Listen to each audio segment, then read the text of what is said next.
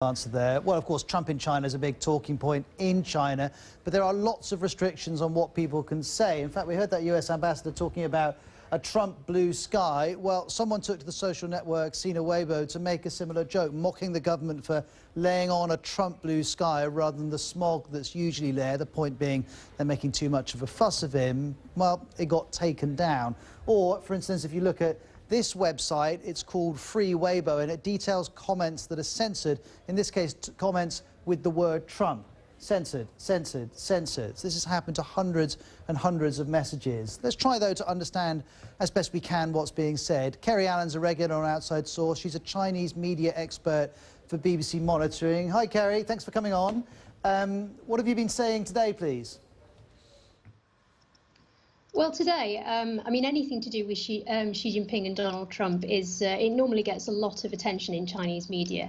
And looking today on Sina Weibo, which is what people use in China rather than Facebook or Twitter because they're blocked, most of the top hashtags are related to the visit. So things like Trump is here, Trump and Xi meet. These hashtags have been in the top 10 consistently all day. But normally what happens is that state media, any post that they put on Weibo, and bear in mind state media tend to have, these are accounts with about 50 million followers, so they have massive followings. They've normally within a few minutes, they'll get at least 1,000 posts. But all day, most of the posts that have been coming in from CCTV or People's Daily related to the visit have only received several hundred, and this normally indicates that there's some censorship within the government censors removing posts from Sina Weibo. Well, given what we can see is what the government allows us to see, what is the view of this trip that the official sources of information would like us to have? Well, in China, there's this idea of guanxi, which is that you meet people face to face, and for a visit like this, which is a very, very important visit for China as well as for the US. Yes, the red carpet is being rolled out. So a lot of people have been posting comments. Not all of them have been censored, but yes, talking about oh, look how blue the sky is today, and kind of alluding to this idea that the factories must have been closed in surrounding Beijing.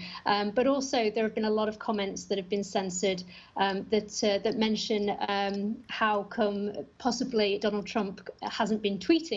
I mean, even though Twitter is blocked in mainland China, people can access it from a VPN within a closed environment, so not in a public space. So a lot of five-star hotels give access to people and they can use VPNs. And so some people are expecting at some point today Donald Trump would eventually tweet. But were some people kind of asking, is he going to be tweeting while he's with President Xi, which would be really awkward. I don't think he did that, but I think he is able to tweet. Very useful, Kerry. Thanks. Let's keep talking. Thank you very much. This is Kerry live with us from BBC Monitoring. Well, Kerry was talking about pollution in China, or the lack of it today in Beijing. We'll be talking about very serious pollution in Delhi